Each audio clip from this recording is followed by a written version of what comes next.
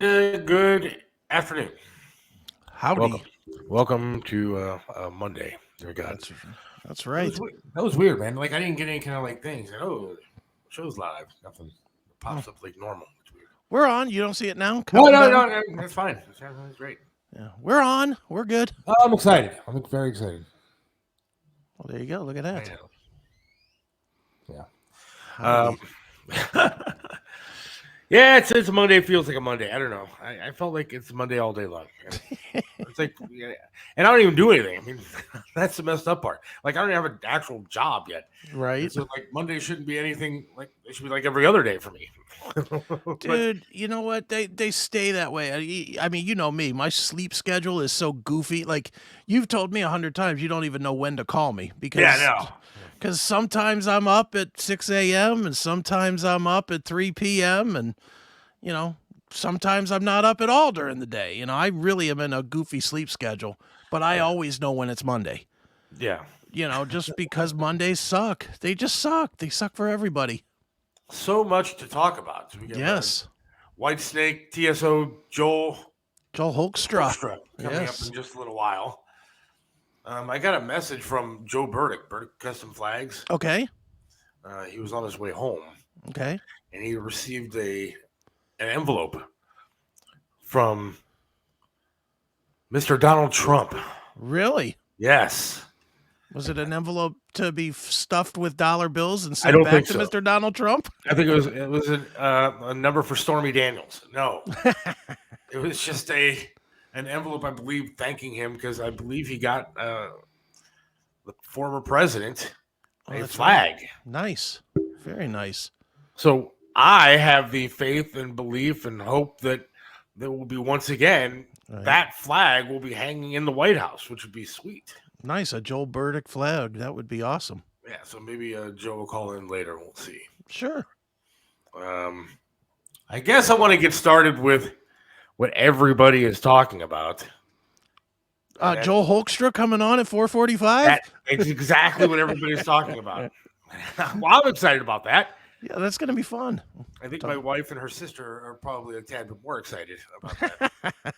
That's I funny. don't understand. We get all these rock stars on, and the only reason that, well, one of the many reasons why I like doing that is because if my wife watches, Right. it generally means a better night for me Nice. It's because like, we get yeah, what? you're like, yeah, look at what I'm doing for you, honey. And then Yeah, I'm sure that's how you present it too, isn't it? I think it's more or less it's like putting a poster on the ceiling of the bedroom. Like, I mean, she gets to look at the good-looking rock star, and then I got to talk to the good-looking rock star, and so Mhm. I guess I'm associated with the good-looking rock star. Well, just take full credit for it. Say, yeah, you know what, Heather? This is who I brought to the show today. Yeah, Just take full credit, dude. absolutely. I have his personal cell number. That's right. I just reached out and said, hey, Joel, you want to come on this week? Yeah, what do you think about that? Yeah, Come come on, what do on. you got going on? Nothing. Come on, you got to go on the show. Yeah, come on. Why not? Uh, so everybody seems to be talking about the great Jim Brown. Yes. So I'm going to play some highlights. We can reminisce about the. Okay. Not that I was alive to know what Jim Brown was, but Me?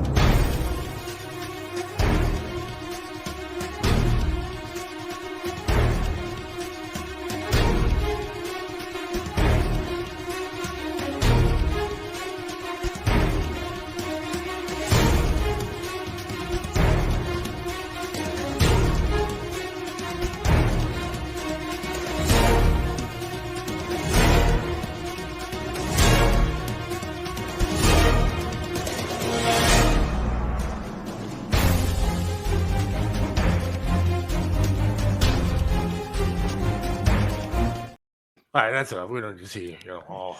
Yeah, they're all touchdowns. We get Yeah, it. he's a great player. He was a Yeah. fantastic player. Jim Brown, The passed greatest in away. many people's minds. Yeah. Yes, absolutely. Hmm. Um, he did a lot of hitting in his time, On and off the field. on and off the field, and so That's that's kind of my point. And I'm going to take probably some shit for this, Okay. but all these people out there, especially on the left, Hmm. hate people that are bad people and say you can't do the job if you're a bad person. You have to be a good person.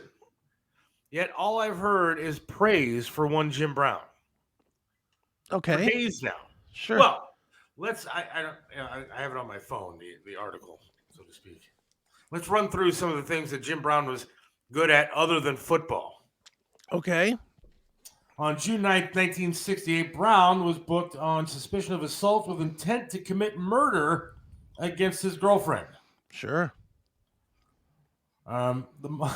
The woman, a model, was found semi-conscious and moaning on a concrete patio 20 feet below the balcony of Brown's Hollywood apartment.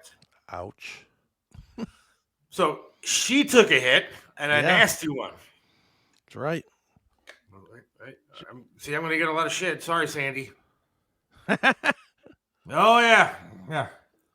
Let's continue. Okay. 1965, an 18-year-old accused Brown of assault and battery in an East Side Cleveland motel, later alleging that he fathered her child. Wow. Looks like she took a couple of hits in different ways. Yeah. A couple parts of her anatomy took a beating. Took a beating. Man. In 1985, Brown was booked on suspicion of rape and sexual battery in Los Angeles, following a complaint by a 33-year-old school teacher. She claimed Brown punched her in the face, choked her nearly unconscious, and threatened to break her ribs before sexually assaulting her.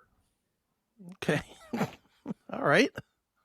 In 1999, Brown was tried in Hollywood Municipal Court on domestic violence charges after his wife called 911. According to reports, he was accused of making a terrorist threat and vandalism for smashing her car with a shovel. Wow.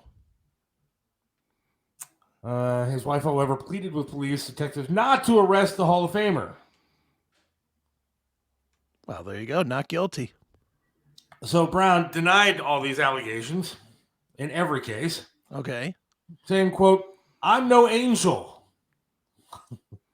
I've never been convicted." There you go. See? Innocent. That means everything's fine. That's right. So my point is that all I've heard for the past however many days since he passed away, they even have billboards. Like I was driving down the highway the other day, and there's like a billboard that lights up and stuff, and about how great Jim Brown was. Oh, Jim Brown, rest in peace. Blah, blah, blah, blah, blah. Okay, I'm sure he was a great activist, and yes, he was a fantastic football player. Maybe the best player that we've had. Best football player that we've had? Maybe best sports star that we've had. All right, I'll hang on that for a little while because we can discuss that in a little bit. Yeah, we'll get back to that.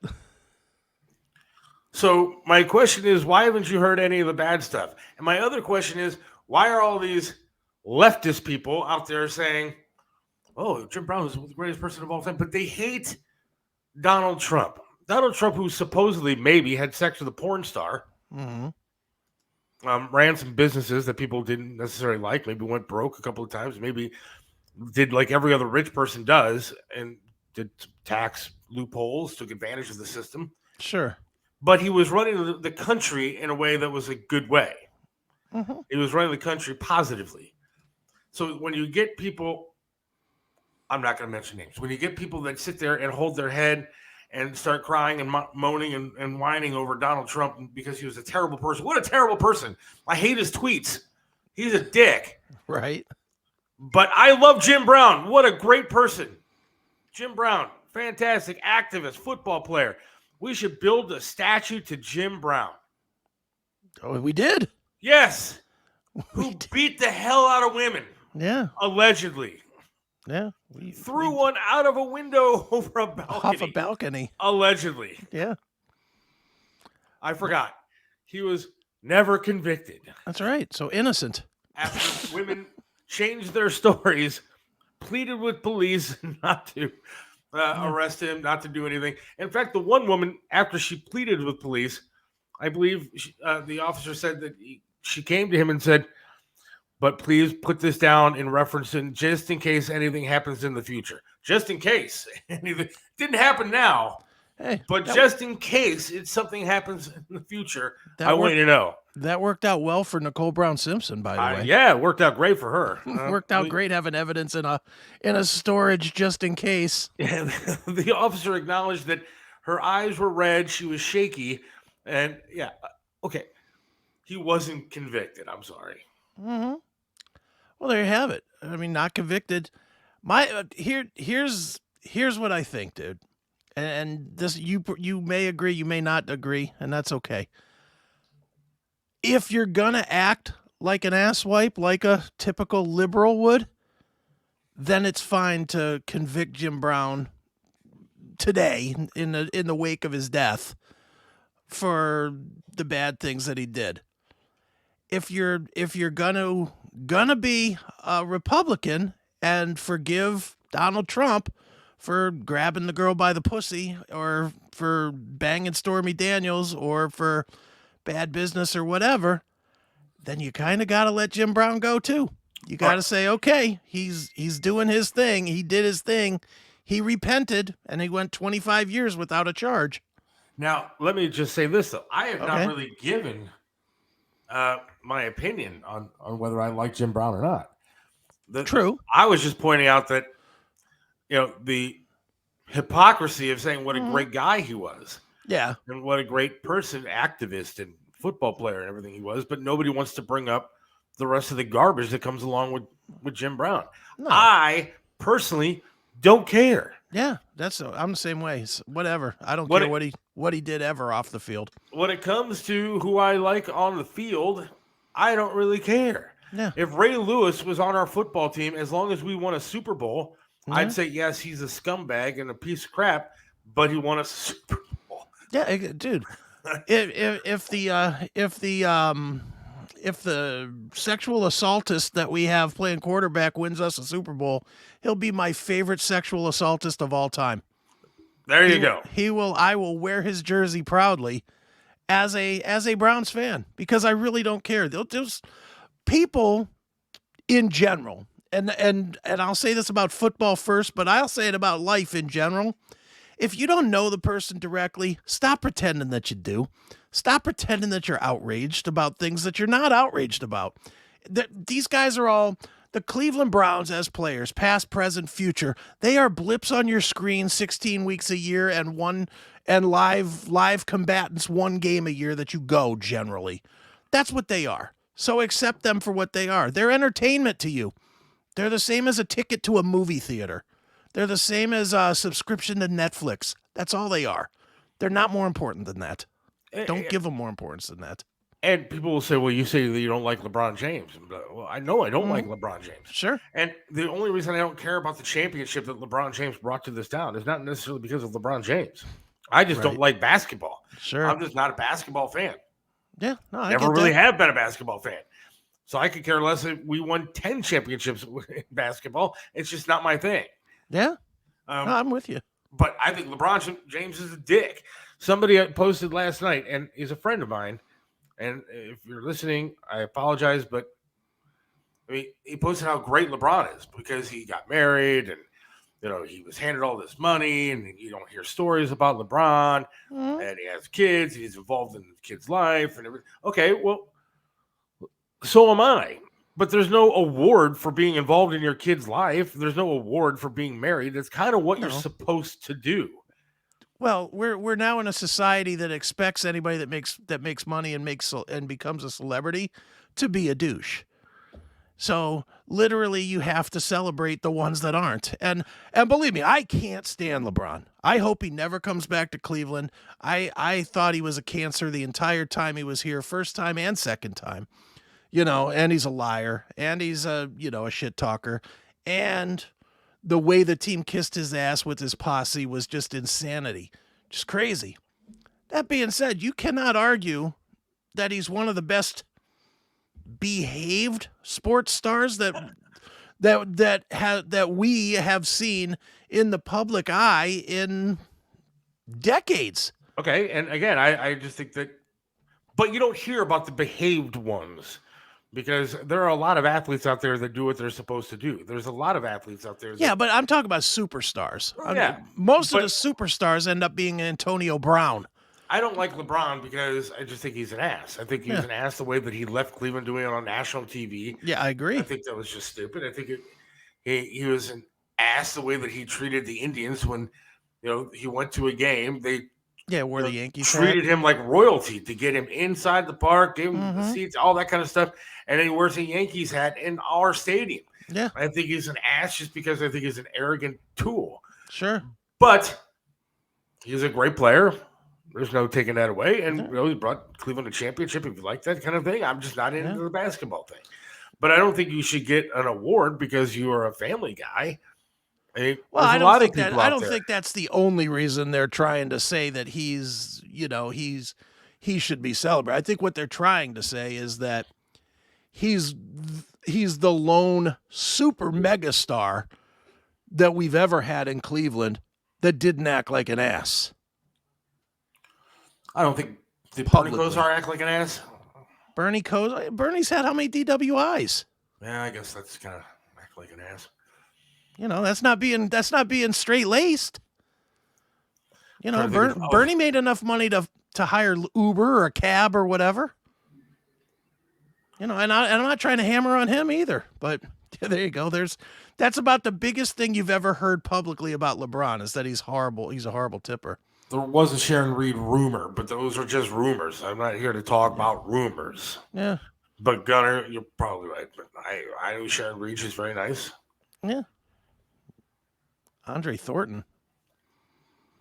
Come on. Andre Thornton was an average player on a bad team, which made him seem like a great player. A superstar. Yeah. I'm trying to think of other superstars that we've really had here. Yeah, I mean, Albert Bell? No. Well, Tomey? But Tomey screwed the city. he screwed the city, but I don't know if he was. I mean, we don't like him because of what he did that way. You know, but Yeah. I don't think he was I necessarily. mean, Tomey might be one. I mean, he's Manu Ramirez. Manny's a goof. And Manny really didn't, you know, the thing that's weird about Manny is, you know, he only spent half his career here. Not even half his career here. He spent the bulk of his career away from Cleveland. You know, so I don't know that you count Manny all the way in. I think Tomey spent half his career here. The good half. Well, not even the good half, because he was good with the Phillies too. But Tomey might be one, but he left. I mean, that's the big problem. Is if you're trying to find a superstar that played here, I mean, you got to go way back. Bob Feller, you know. I heard he was kind of an ass too, but I don't know what Bob Feller's story was. I mean, that was what, 1940s? Mark Price and those Cavs. Yeah, but they didn't win anything. They didn't win anything. Oh, they were close. I mean, if you're going to do that, then you got to put World B Free up there, for God's sake. Yeah. I mean, that's the problem. Is we are a city that lacks enough celebrity to make this justification. You know, I mean, who? I mean, we're 5 stars in, and we're getting into Rick Manning territory. You know, I mean, that's really the sadness of it. Or Jerry Dubzinski or whatever, Tom Verizon. You know, I mean, we're really kind of getting to the bottom of the barrel fast. I mean, who would you have for the Browns? Even Other than Bernie? Webster Slaughter. What's the guy that ran the kicks back? He's a really nice dude too, and I can't think of his name with the dreads. Cribbs. Oh, Josh Cribbs. Yeah. Josh Cribbs. I mean, Cribbs. He's a Hall of Famer if you want to look at the stats that he had, and I love Josh. Yeah. And he's a super. All right, I would put Josh in celebrity category, one of the best punt returners, if not the best punt returner of all time. Okay, but what does that get you in the national spotlight? The best punt returner of all time. I know. You But know, he's I mean, also a great guy. But who's he competing with? Just in that category of punt returner, who's he competing with? The dude from Chicago, whatever that guy's name was, and he was a scumbag. You know, I can't remember his name, but he just constantly ran back for touchdowns. But Josh also was a good guy, though. Yeah. So you don't hear anything bad about that guy. And who's the other one? Billy White Shoes Johnson. I mean, this dude. When you look at when you talk about LeBron, and again, I want to state this again. I hate him. Hate him. Hope he never comes back. Hope he's eliminated tomorrow or whenever they play. You know, I can't stand LeBron James. I always want him to lose. But when you look at the category, the caliber of superstar that he's compared to the elite of the elite. He's compared to MJ, he's compared to Wilt Chamberlain. He's compared to Oscar Robertson, the elitist of the elite in basketball. Yeah. Whether you take him as 1, 2, or 3, he's there. So he's on that level. Jim Brown, clearly, eight rushing titles in 9 years and just quit at the prime of his career to go be an actor or whatever, beat women or whatever it was that he was doing after he left the football field. You know, he was an elite player, and he did bring the Browns one of their very few championships. You know, so he's in that rare air. I mean, if you talk about the greatest running backs of all time, do you put, I mean, who's the all-time leader in yards? Emmitt Smith, I think. If it's Emmitt Smith, do you put him above Jim Brown? Don't think so. No. Walter Payton above Jim Brown? No. Yeah. Yeah, I put Walter Payton above Jim Brown. Maybe. I don't know about Walter Payton being above Jim Brown. Payton had some rough years, too. There were some years at the end of his career when that guy, what was that guy's name? Neil Anderson was splitting carries with him. You know, O.J. Simpson. Forget the killing part of O.J. I mean, O.J. was you can't take away how good O.J. was on the field. No, you can't. You can take his bust out of the Hall of Fame, apparently. But yeah, but, you know, and that therein lies where the problem comes with Jim Brown.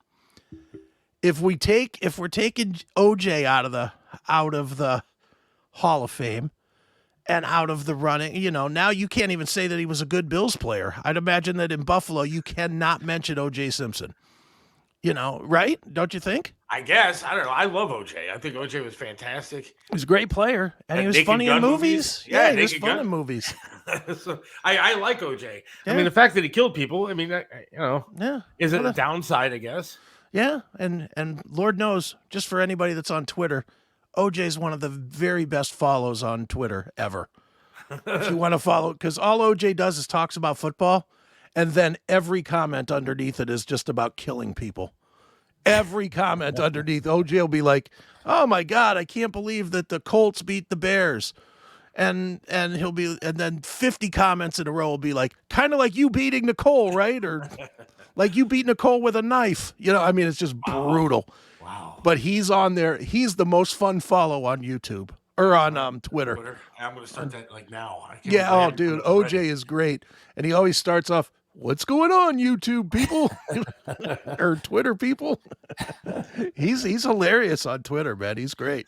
See, I talked to a guy that wrote books on that whole OJ murder thing, whatever. And he said that no, OJ knew that if it went to trial, he was going to be let go. And that it was actually his son who committed the murders. And because that's why the glove wouldn't fit, because it was the smaller kid. Yeah, Jason. It was Jason. So and OJ knew, like, hey, man, if I go to trial, most likely I'm going to beat this thing. And yeah, man. Wanted to stand up for his kid and make sure his kid didn't go to jail. Tito is a manager. Tito as what? The greatest that we've had? One of the best sports ever figures in Cleveland. Maybe in Cleveland. But we still haven't won a World Series. Yeah, and you know, that's like saying, you know, you're the best in the regular season, but you never win anything. What is that really the best? Tito's missing something. Tito's missing. See, that's the whole thing.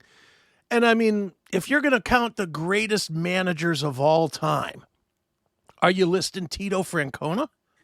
I don't think so. Didn't he take the Red Sox to a World Series? He did. Finally? So he has he has a championship. I'm not saying he doesn't. And to do what he's done with some of these Indians/Guardians teams, I think is pretty remarkable. Because it's not like we have the high-priced talent of other markets, and you know we are there all the time. They're always in a running for something. I'm just doing a quick Google. Greatest managers of all time. It pulled up 42. Let me see if Tito Francona is on any of them. I don't see him. Don't see it. No. He's not listed in the 42 greatest managers of all time. Now, I'm not going to be honest. I did this on the fly. It's not like we planned it. some of these names I wouldn't put above Tito Francona.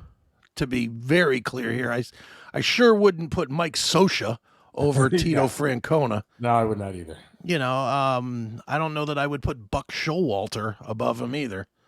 There's Tito. Tito is on the 42 greatest. He's, well, what's 42 divided by 3? Whatever that is. He's 42. He's under Walter Alston, who is a great manager.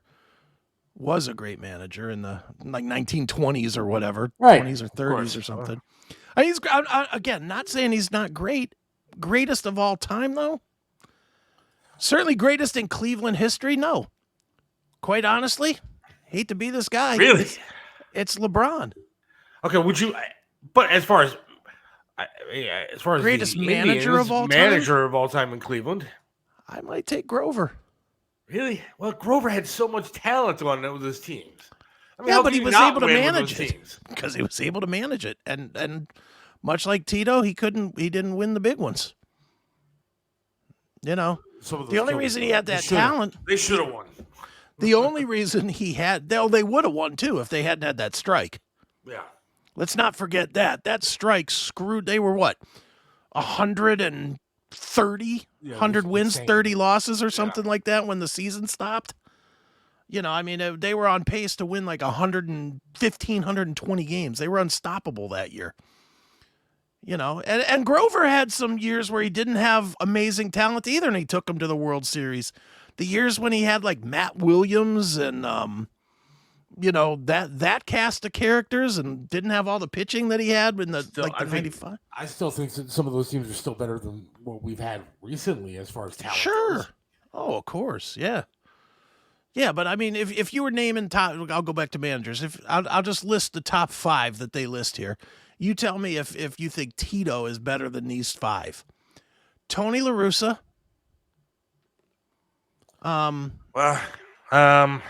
Better than Tito, you said? Yeah. Probably. Yeah, probably. You think La Russa's better than Tito? Maybe. I think he's better than Tito. He's got multiple championships with the A's and the what was the National League team he was with? The Cardinals. Right? Cardinals? I believe so. John McGraw. That's way early. That's like the 1910s or whatever. Yeah, I'll pass on knowing anything about. Connie Mack, another one from like the 1910s or whatever. But these are like those legendary old guys. Miller Huggins. Yeah. Now this one, I might argue the point. Davey Johnson. One with the Mets.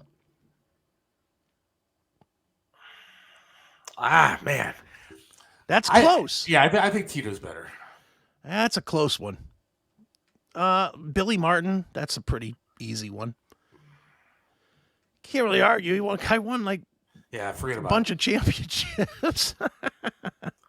But then again, you always have to go back to the kind of talent that they have. What wins championships? Tripp and I used to talk about this all the time.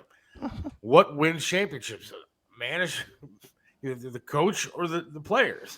I mean, it really depends on who you are managing, I guess. There's so many factors to it. That's why I certainly, if I was picking, Tito would be much lower on my list of all-time Cleveland great guys, just because Tito can't do it alone. Tito has to have the combination of players that are all connecting at the right time and doing, playing well at the right time. He has to have a front office that gets it and knows, like as an example, when they traded Kluber. Yeah. When they traded Kluber, don't lie and say you weren't one of those that was like, what the hell are they doing? Trading the Cy Young guy. Everybody thought that, and then it turned out to be a brilliant move. I thought that at first, but at the same time, I did have the privilege of working closer to the team with the station I was with, and so there, you knew that there was something wrong with that guy. Sure, you knew there was either injuries, there was something going wrong with Kluber that they weren't letting you know. Yeah, and so when they traded, I was kind of pissed. Like, okay, here we go again. But I think they knew something that maybe not everybody knew. Well, dude, how about Lindor? I was kind of angry about that one. And yet it's turned out to be better because what's his name that's on the team now? Jimenez? I don't really watch the Indians, but Jimenez is a better player than Lindor. That Lindor, I mean, he suffered a little bit when he went over to the Mets, but I think he's been doing all right, I guess. Yeah. Kevin Smith. He's one of my guys. He follows all my things.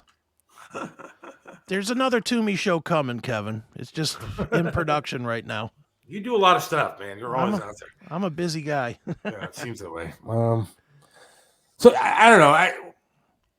Back to the original point of the Jim Brown conversation. Yeah.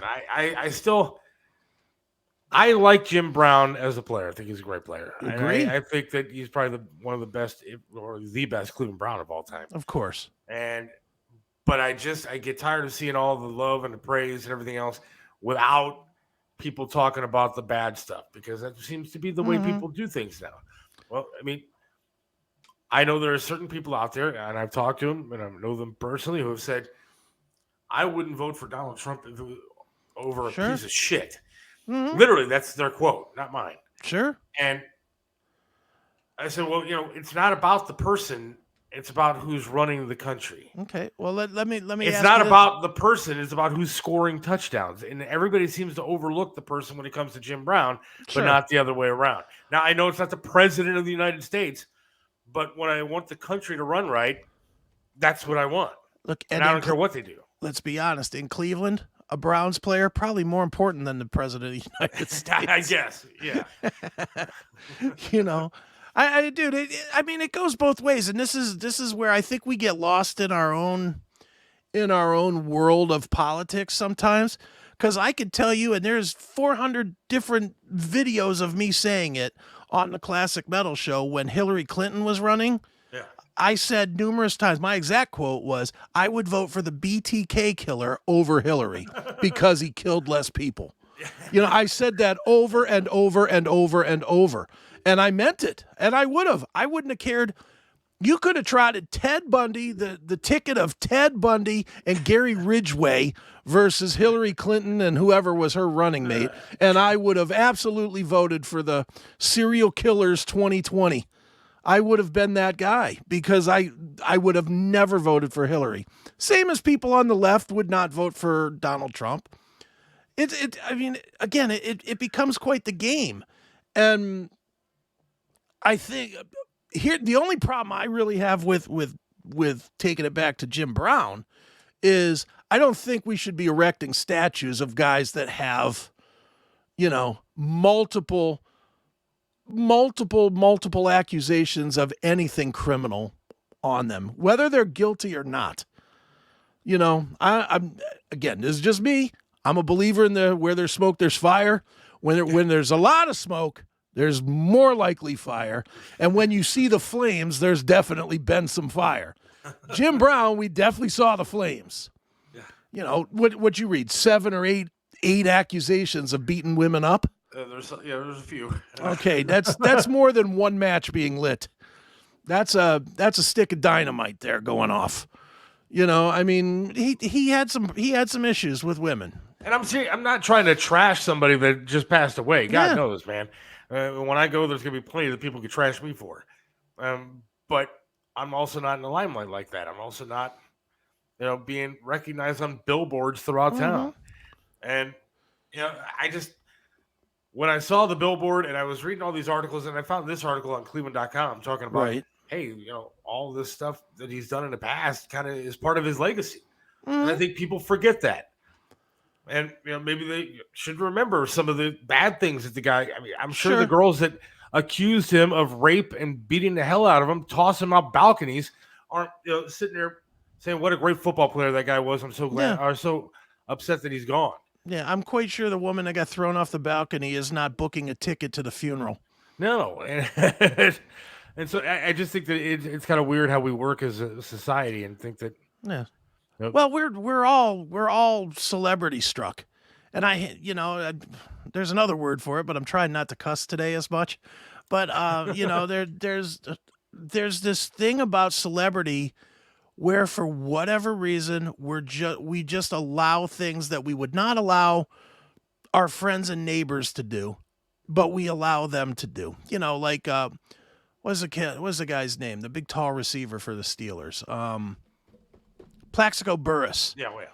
shot himself in the leg right. in a club with a gun in his sweats. Right. And did that, if you did that, you would have done 2 to 5. Yeah. For discharging a weapon and in a club. You would have done at least 2 years for that. What did he do? Nothing. Went to he did community service, I think. And there's a lot of people out there like that. I mean, the Ray Lewis's of the world, but even the little things. I mean, there's a lot of stuff that goes on with these people that are so-called that our kids look up to. Sure. Role models. Dude, we all do it. We've all done it. Look at, I'll go back to my world, which is more music than sports or whatever. In the music world, what was the biggest tour last year in the rock world? Do you know? No. It was the big stadium tour with Motley Crue and Poison and Def Leppard or whatever. Yeah. Motley Crue Holy singer. crap, those guys. Yeah. Motley Crue singer killed somebody. Killed him in a drunk driving car. Him and the guy's name was Razzle. He played in a band called Hanoi Rocks. Killed him. Drunk driving. Right. Then you got Tommy Lee. Forget about him.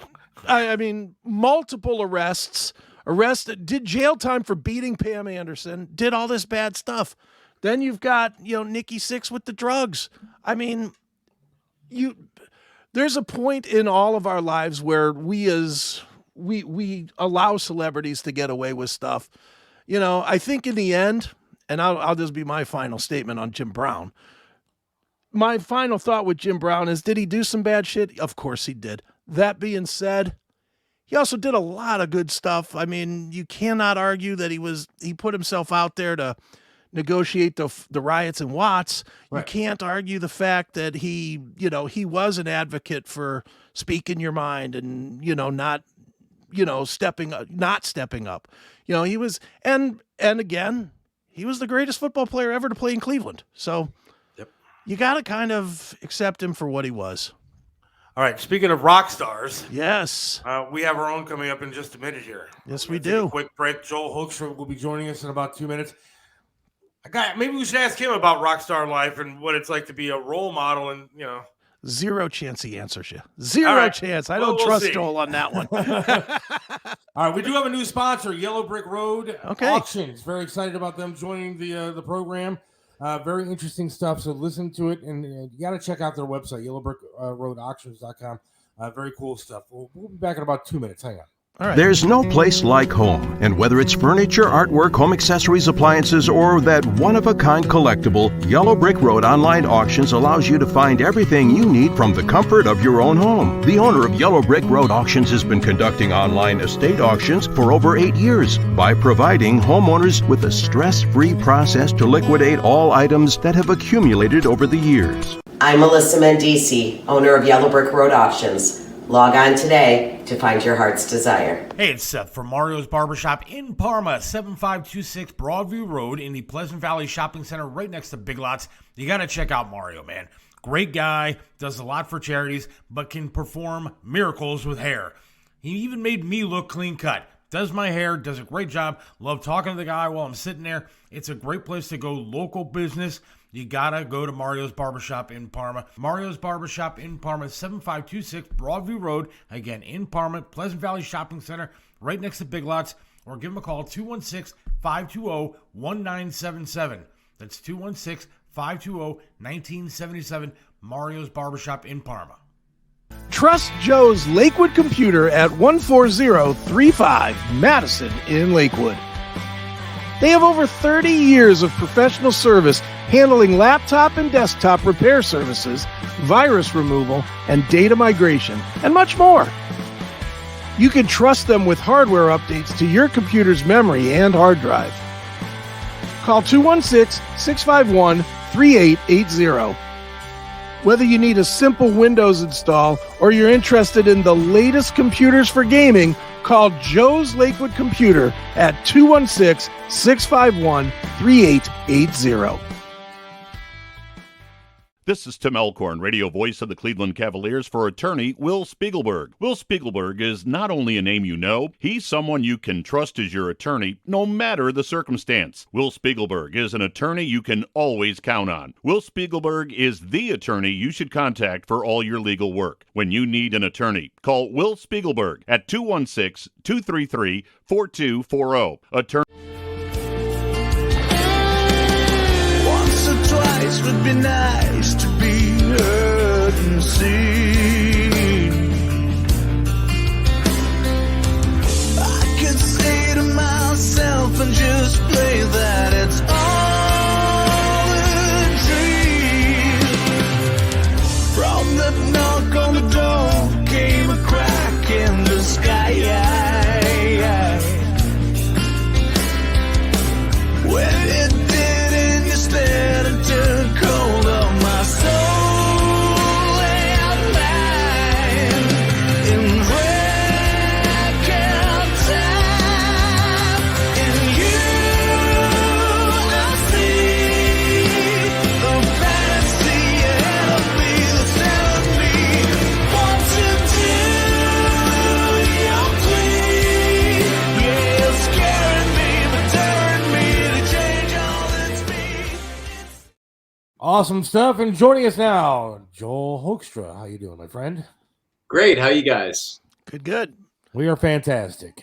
Good to have you on. Thanks for coming on tonight. Appreciate it. Yeah, likewise. Thanks for having me on. Sure. Well, Joel, you're a busy guy, man. When you're not in any of your 15 bands, you're now building Joel Hoekstra's 13. You have what? This is the third record with Crash of Life out on June the 13th. Great stuff. Let's start there, man. Tell us a little bit about this one. Comes pretty fast off the last one, as well as right at the same time as Revolution Saints. So kind of talk about where you're at, musically and creatively.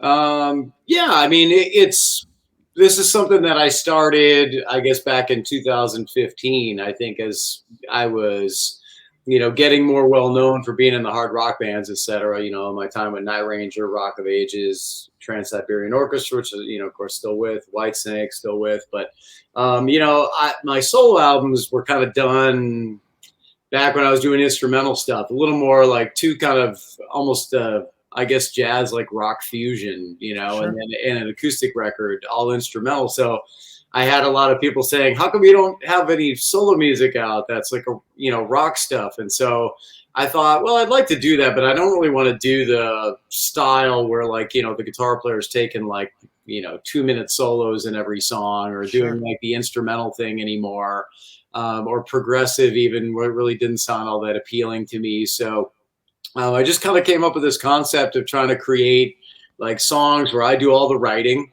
So I write all the riffs and then I write the lyrics and the vocal melodies, but try to come from a place of like just, songs. And what got me into this whole scene in the first place when I was a kid, what made me like that era of rock and roll. So, and obviously this stuff is kind of, no matter what, spun like 2023. It's not exact. It doesn't exactly sound like an 80s record if you listen to it, but I'm certainly inspired by that era of music. No doubt. Well, let's talk about this record. It's something that you just said, which I think is fascinating coming from you, which is that you write everything for Joel Hoekstra's 13. Is it a difficult adjustment, or how do you adjust between that with this band and other projects and bands that you've been in? Obviously Whitesnake, that's a David Coverdale. I know you write with him, but everything goes through him as far as the creative process. And then Revolution Saints, which again, you collaborate, I believe on, but it's not only you. Is there like a switch that has to turn on or off when you switch between projects? Yeah, definitely. I mean, I think it's cool. I'm not opposed to doing the collaborative thing. I think it's great. I think it's intriguing to figure out, what kind of results you get from different approaches. So everyone has a different level that I move with. Like you said, Coverdale, for the most part, he's going to have an idea of a song and maybe say, where would you take it from there? And you can contribute like guitar riffs, ideas where to go. You can't contribute like vocals or anything like that because that's his territory, right? Mhm. And rightfully so. No issues with that. That's that's David Coverdale.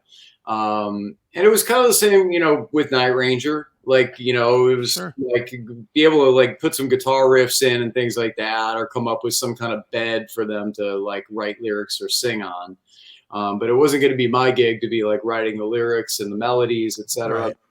Right. So similar with Iconic, my project with Michael Sweet and Tommy Aldridge and Marco Mendoza and Nathan James. So that, what I do for that is I do the guitar riffs unarranged. Michael Sweet arranges them. They go to Right. Alessandro and Nathan, and they write the lyrics and the vocal melodies. So, all these things I'm cool with. But like every once in a while, you want to be the guy that just is like, hey, man, I'm going to do all of it. Right. and I get the final say so in the mix, and the production elements, and I'm the guy to like okay the artwork, etc. And you have some input on all that. So it's a lot more work, I'll tell you that. Like Sure. when you do this, I literally like sing the entire record as a guide vocal for the lead vocalist to listen to and go from. Very long answer to your question, but No, bottom line is I'm cool with all of it. Like, if it's whatever framework it's in, like, let's see what we get. And that's cool. Cause I don't know if necessarily I want every project to be like something that I'm doing all of. Sure. It can be cool to be just like a piece of the puzzle too. But these, the Joel Hoekstra 13 things that, the albums, they're very much my babies. All right. So first I got to tell you that my sister-in-law is watching, listening, whatever, and she's a super huge fan. So she keeps sending me texts and stuff on my phone of just hearts, and I'm like, all right, I'm doing the show. You got to stop sending texts of just hearts. So she apparently is a big fan. What was it about the '80s music that made it so different from the sounds that have come since then? And rock music, to me, isn't the same as it was back then. And I like the fact that there are bands out there still trying to keep that sound alive. What made that kind of sound so special and different? I'm not necessarily like 100% 80s guy. I kind of I would say more of a classic rock guy because I've fallen so far out of touch with like, when people ask me about new bands, I'm like, dude, I have no idea. Like, It sucks. I work on music all the time, so I fall behind because my career got so busy that it's like, well, I worked on music like 6-7 hours today. Do I want to like sit back and listen to new bands? No. Right. I want to like get away from music, basically. So, AC/DC is what got me in. That's what pulled me in. Back in Black, hearing that and seeing Angus Young and being like, that's the coolest dude I've ever seen. And that was great hard rock. And I really loved, I would say the, 70s stuff where the bands were kind of prolific together. The 80s, I loved how all the guitar players were prolific, like Sure. we had this whole movement where all the guitar players really were technically, amazing, really. I mean, it was like expected that you were going to be a great lead player in the 80s. So that was fun, having that become the norm. And I even like some of the 90s stuff, like I definitely like Alice in Chains, and I like Soundgarden, and I like Stone Temple Pilots. I think there's a lot of good songs there. Some of it wasn't for me. And I didn't really understand the whole I don't want to be a rock star, but I'm going to keep putting out albums mentality. It was like, Right. well, you could not be a rock star in a hurry. You could just stop recording or putting out your music publicly. So that didn't necessarily make sense to me. But when it comes to the 80s, that just happened to be that magic era where I was starting guitar, and there was a lot of inspiration guitar wise in that generation. And I think what appealed to me too as a kid was because like, the guitar, being good on guitar was cool in the 80s. It was cool to like accept other styles. Like you could put on Al Di Meola back then and have people not be like, what are you listening to this for? Right. Whereas I don't know if this generation, they think the same, like I loved guitar heroes like Steve Morse, who was putting out, you could listen to one of his records and there would be a country track on there, Right. and just, all these different styles represented. Or you listen to, these guys who were taking it out there, Steve Vai kind of became the Hendrix of the 80s, kind of taking all the all the wild sounds and all the, you know, psychedelia and putting it with all the technical capabilities that he was doing. And so, you know, that stuff was cool to me too. But really the core of it for me was like all bands, you know, like I just love the bands. Right. Love the tunes. And so that's what this comes down to for me. It's like, all right, I don't really want to use this as like a guitar showcase. I want to use it as like, what would I have liked to listen to when I was younger? Yeah, because Chris and I argue about this kind of stuff all the time. Because I turned on the radio the other day, and there's like 3 freaking rock stations, and none of them are playing any good new rock. I don't know if there's any good new rock out there. And Chris French telling me there is, Yeah, but there's it's tons. still the same old stuff that I love. But man, rock music today needs a new breath of fresh air. I think that I mean, certainly online, like as you flip through the instrument of guitar is, it's veering towards sensationalism a lot. Like it's sort of like, you know, how you have the singing contests online, right? And that's not necessarily about like, when you think about who the great singers are, they weren't always great singers because of like range or anything fantastic. They just had like a cool quality. And it's the same with guitar. It wasn't always the guy who like could play a million miles an hour or like, you know, play technically the greatest. You know, look at David Gilmour, man. You know, he was as slow hand as it gets, and yet definitely a guitar great. You know, you never heard David Gilmour ripping off any fast licks. You know, I mean, it was always just really tasty. So I think, you know, online we're veering towards that. Like you scroll through Instagram and there's all these guys shredding and there's all these guys shredding, but there's never the moment where it just kind of is like, oh, this is, you know, really, really tasteful music. And like, Well, and you know what it is too, Joel, and I'll point to an exact example of it. There's a guitar player out there named Nick Nocturnal who's huge on YouTube. He's like got, you know, 800,000 followers or some crazy number. And I know I talked to him one time and I just asked him, why don't you put together a band to go out there and play? And he's like, why? You know, because today's mentality is I can put out a song, I can get 2 million views on it, and never have to haul my guitar and my amps and all that. You know, it's a different mentality than the mentality we grew up with holding an album and looking at it and then wanting to see that face from that record 5 feet in front of me. You know, it's just a different mentality. Yeah, and you know, at the end of the day, I think it's fine. Like it's just an observation because it's veered towards sensationalism, but like at the same time, whatever keeps people into music, you know. Right. Like if forced to like have American Idol and The Voice on television versus another, you know, Keeping Up with the Kardashians or whatever, let's go with American Idol and The Voice, shall we? Agree. You know, I think we're all in agreement there. Right. So I mean, you're still better off having that because it's still going to make kids want to sing and still like inspire them to pursue music. And the guitar thing is the same way. You know, it's like it might be a bit about that, but at least it's making people you know, I guess push themselves on the instrument and you know, it's all good at the end of the day. I guess, you know, I'm a bit of a rock dinosaur, you know. I mean, I've been doing this a long time now. So I grew up, you know, playing in the bars and all that and you know, paying my dues. And so it took a long time, in fact, for things to really kind of take off for me and have me do like relatively well, whatever we're going to say I do.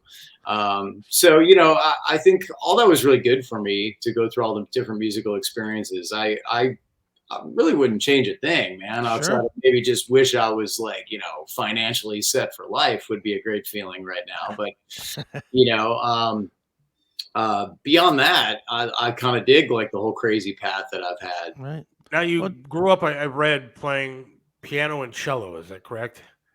Yeah, my parents were classical musicians, so they had me going really early, and I was really young, and I was like, man, I want to be a pitcher. Like that's what I was doing back then. I used to pitch all day, every day. And, like I was like the fastest pitcher in my little league and won the World Series a couple times, and I was like, that's what I'm going to do. And then suddenly everybody shot up to this height and I was still here, and I was like, oh, I'm not cool anymore. Everybody's like hitting my pitching, and like so, and right about at that same time was the AC/DC thing for me, you know. Okay. studying that and then going like, hey, what about guitar? That could be cool. Like I like that guy. And then that really stuck. It just stuck from day one, you know, like it just took learning rock.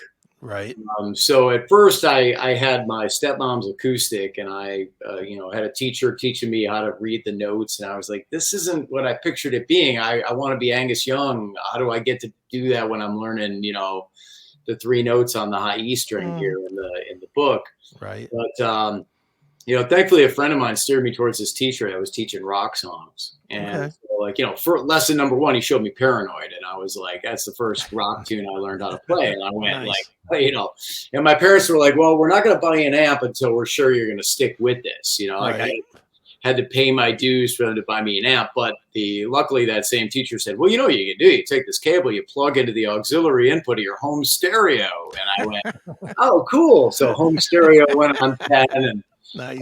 Right at that point in time, the parents were like, oh my gosh, what have we gotten ourselves into here? You know, the whole neighborhood could hear me probably out of tune playing Paranoid. Did you ever think about doing like a classical kind of album? Somebody was texting and asking. I mean, I've done an acoustic album, did classical guitar for, I would say, took lessons with that my last couple of years of high school, and then actually did 2 years of college where I played more of that than I did rock. But it just wasn't me at the end of the day, you know, like the way I look at myself with all this stuff is I've kind of understood, I have the understanding of how to play straight ahead jazz a bit as well. And I tinker with all this stuff, but I kind of like being able to pull some of those ideas into the rock world and be like, aha, you know, I got away with doing that in the rock scene, more so than actually pursuing. You know, I think to do something like that, you really have to be like committed to that. And I just wasn't who I am at the end of the day to be like, I'm just going to play classical guitar 8 hours a day, you know? Sure. Definitely. You toured to Cher. I have to know what that was like. I mean, that was cool. You know, Coverdale was having his knee replacement surgery done in 2017. So it gave us the heads up, and I just sent out a bunch of texts to people being like, hey, don't really need a new gig, but like if anybody needs a sub or somebody to fill in this year, let me know. Cause you know, I kind of got the year off of touring here, and that ended up being a really interesting year, just kind of, you know, building a lot of random things. And then, so one of the people I texted was my friend Justin Derrico, who plays guitar with Pink, and he plays on The Voice. And the other guitar player on The Voice was Dave Berry, Cher's guitarist. And right at that time, he happened to be saying to him, man, I need to find somebody to fill in for me, you know, while I'm doing The Voice here with Cher. Right. And so Justin said, I know it's going to sound weird, but what about Joel Hoekstra from Whitesnake? You know, he's like, he can play different styles and he understands how to do this, you know? So anyway, that really was supposed to be like a few shows, and it ended up being like a few years really. So it turned into a lot more than I thought it was going to be. And, you know, it was great musicians, really good time. As far as Cher, you know, I mean, it's not like we were hanging out going for coffee in the morning or something. Right. Like that. But, you know, she had some fun stuff she would do with all of us, where she would take us to the movies and stuff like that. Or there was like bingo night, and like everybody would like hang out. And so, I mean, you know, she was cool. It just a different atmosphere than, you know, like say a buddy in your band. You're not going to be like, hey, what are you doing right now? You want to hang out? And, I mean, you know. Did you take the online beating that like Demi Lovato, Nita Strauss took when she joined Demi Lovato? No, I think it was a different situation. I mean, I think that was, you know, sort of framed at the time. I mean, because she needed to miss some time that she was quitting, even though I don't think she was really quitting. I think they were just kind of like, okay, she's gonna go do this. Sure. I always prioritized Whitesnake over Cher. So if there was like a Whitesnake show or a tour, I was there. Right. And I mean, that was sort of the understanding when I got hired on Cher. I was like, well, look, you know, I have two things, that Whitesnake and Trans-Siberian Orchestra, that when those happen, I tried talking them out of hiring me, basically. I mean, I was like, look, I don't know that I'm really the right guy that you want to have like coming in here as like your full-time guy, because I have a couple things that are so anyway, there's the difference, I guess, you know, and maybe if they had said up front, like Nita's going to take some time off to do that, she wouldn't have had that kind of response from rock fans. Yeah, you know, because she did take a beating. Oh boy, it was not for. Well, the internet's never friendly, though, is it? No. rock fans can be brutal sometimes. I mean, there's definitely some people that like, man, I lost a lot of, especially, you know, when you drag the politics into it. You know, people assume like whenever you're playing for somebody that you're necessarily aligned with every single political view they must have, especially these days. And, right. You know, so, you know, that. There was a lot of, you know, Cher tends to be pretty outspoken with that. So there was a lot of people that, you know, about that. Yeah. Go from you can still rock in America with Night Ranger, you know, and to Cher. So, you know, like, you know, my whole thing is like, it's a gig. Like, I don't care. I'm like, I don't care. Like, politics are not my thing, man. You know, right. Like, I just want to play my guitar. Can I just play? Exactly. What about TSO? How's it going with TSO? What's it like playing that kind of music compared to the Whitesnake stuff? Well, TSO is like, you know, it's Trans-Siberian Orchestra, right? So there's number one, there's a lot more people. It's something that I would say there's, just because of the history, that being Savatage, and to maximize the amount of shows, it's essentially Savatage split two ways, and then they fill in the band with people, you know, somebody like myself being one of those people. It's, so you just find the, you know, you just know your place in every gig you do, like what the situation is, you know. I mean, it's important to me, like with Whitesnake, that, you know, for obviously it's David Coverdale's band, you know, but like, you know, David does put us on the shirts and he puts us in the tour programs, and he I got to write with him on the last record. And, you know, you definitely feel like, hey, band, you know. So, and David's really great about championing his players and, you know, promoting online, and that's just something that's been great about that, especially because, you know, for me, leading into Whitesnake, there'd been a lot of US stuff for me. You know, I was playing Rock of Ages in New York City 8 shows a week. I was touring with Trans-Siberian Orchestra in the US, and I was like, Night Ranger, we would go to Japan and maybe like an occasional like one-off in the UK or something, but pretty much a US band. You know, Night Ranger does a lot of US dates. And so for me, it was really cool joining Whitesnake, because it was like, hey, people in South America care, people all across Europe care, people in the UK really care about Whitesnake, you know, because there was such a long history there before the band broke. And, you know, so being able to go to Australia and South America and you know, different territories than I'd ever been able to get to, and have people actually care like who I was amazing to me. You know, like, nice. Are those overseas shows kind of cool, or is there a bigger response audience size wise than here in the States? Because I mean, it seems like rock in general does a lot better now, anyways, when you see the concerts overseas. I'd say definitely in the UK. I mean, I think it depends on what area Whitesnake plays in, but like, you know, the UK, we headlined arenas going through there on the this farewell tour. I mean, I don't know that in the US we would necessarily be able to headline arenas. You know, we were slated to open for the Scorpions,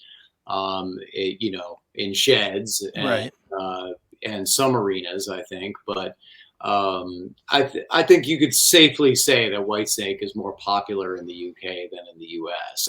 That's just by nature, because there was, you know, so many records were big there before Whitesnake even became popular in the US.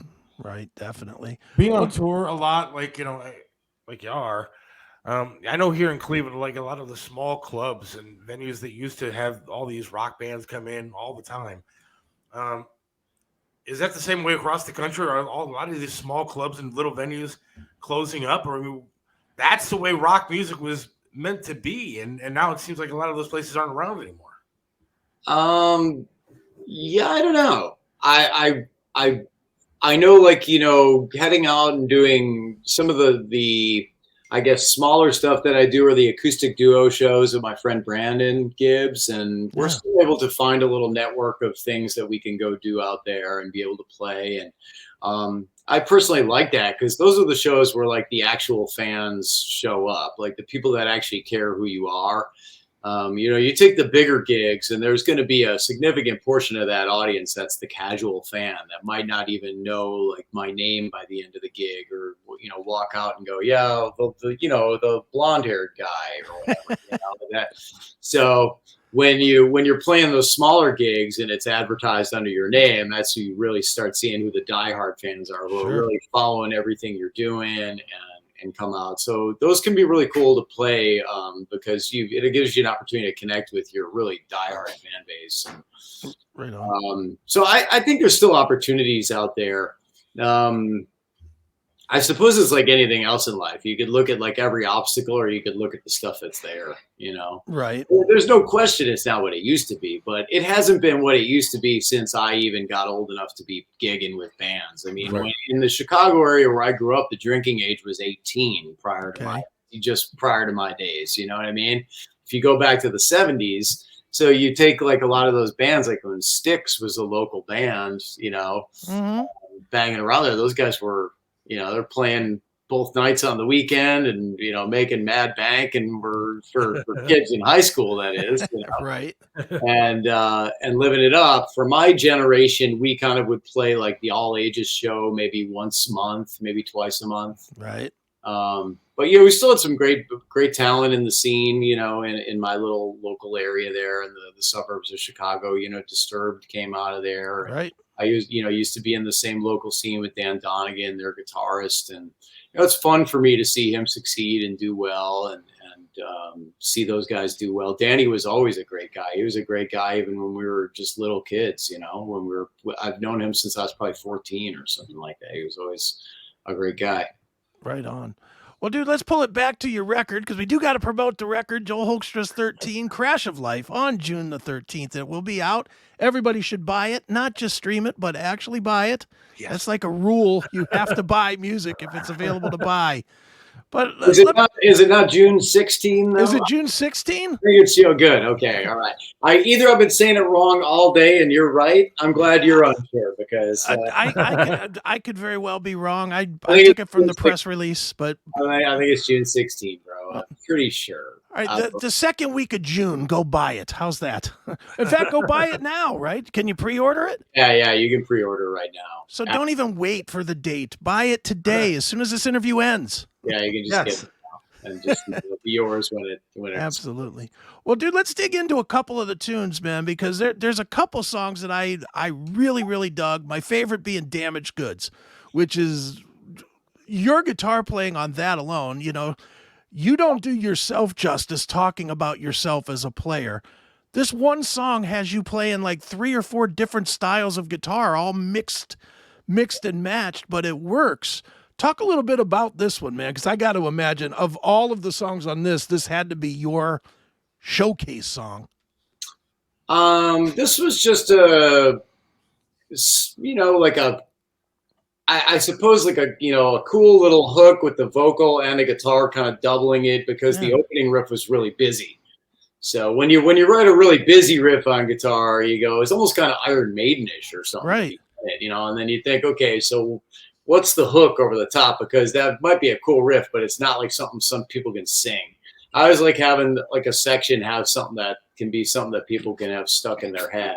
Right. So that required me writing that little melodic hook over the top. Right.